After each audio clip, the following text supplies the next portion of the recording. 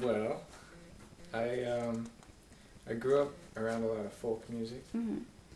and then when I was in college, I got into the rock emo side of music. So I Okay. want to combine those two things, and that's the kind of thing I'm going for, I guess. Well, I started listening to folk because that's what I grew up around. My dad was always playing folk records like James Taylor, Carly Simon, Gordon Lightfoot, all those guys. Mm-hmm. And then I started discovering my own sound. My first cassette tape was Michael Jackson's Bad. Nice. Yeah, it's a little embarrassing. My dad had always played guitar, so he always had a guitar around the house. And when I went to college, I stole that guitar and I took it with me to college, just hoping that somehow I would find out how to play it. And luckily enough, I got placed with a roommate my freshman year who knew how to play guitar. He was in a band and all that, and so he pretty much taught me like the basics. Well, my roommate freshman year of college, his name was Steve, Mm-hmm. and he and I, he taught me how to play guitar. It took me a couple years before it actually sounded like music when I was playing.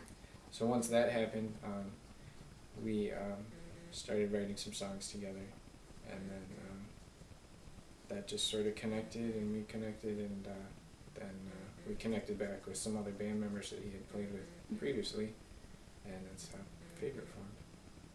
We had so many different styles that we were combining, and we didn't even actively, say we need more folk in this song, or we need more emo in this song, or we need more math rock in this song. It just sort of happened, and each of us brought our own influences into the music that we wrote, so it was really cool that way. Well, probably being part of the band made me take that leap initially, and then we always, said while we were in the band, the stage is kind of like a drug, I guess. Okay. You get addicted to it, and just being able to sing for people and connect with them in that way is an awesome experience. And that's something that I didn't want to lose, so I kept it up and kept going with it. When you're in a band, everybody kind of covers for everybody. Like if you hear like your drummer mess up, you play your guitar just a little louder so you can cover it up. But nobody's there to do that for me right now. And then another thing is when you're in a band, you have sort of this camaraderie. It's like the group of you against the world. Like you want to get out there and connect with everybody and make it huge as a group. And as a solo artist, it kind of makes it a little more difficult to keep that initiative going. The good things about being solo are that I tend to rearrange my songs sometime while I'm singing them, actually. So I'll speed it up if it tends to get a little slow in my head. I'll just speed it up in the middle of the song.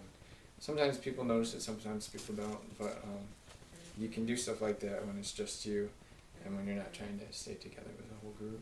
So that's kind of nice, I guess. Your band played at the Metro, right? Yes, So what kinds of venues, like what are your favorite venues to play? the Metro. Metro. Yeah, it was awesome just being backstage, standing in, like they have this little doorway until you walk out onto the big stage, and just standing there with those four guys and knowing that's where, the Smashing Pumpkins had stood, pardon me, and Nirvana had stood, and all these other bands that we'd grown to love and who we saw play many times at the Metro, that's where they all were. And just to be there that one time, we only did it once, but it was so awesome just to do that. That's the great thing about playing live. There's always something that's happening. It's never just about the songs that you've written. It's about the whole experience of playing live. You miss a chord here and it sounds horrible, but you think it's funny, or this person starts smiling at you and you don't know why, and so you smile back while you're trying to sing. Crazy stuff. And it's just the whole live experience. It's just awesome, and that's another reason that I keep doing the live stuff. I keep playing out. 30 Wings is a reference to kind of the baggage that we all carry. As we grow older, we get more of it, I guess. We get more experience, but we also get a little more baggage to carry along with us. And, so clean wings would be no baggage, but dirty wings kind of would be something that kind of holds us back. So my favorite song to cover is probably a Jimmy Eat World song called Just Watch the Fireworks.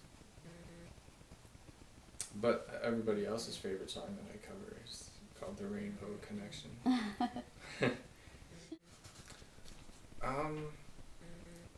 I write a lot of sad songs, a lot of songs about heartbreak and, you know, whiny, all that.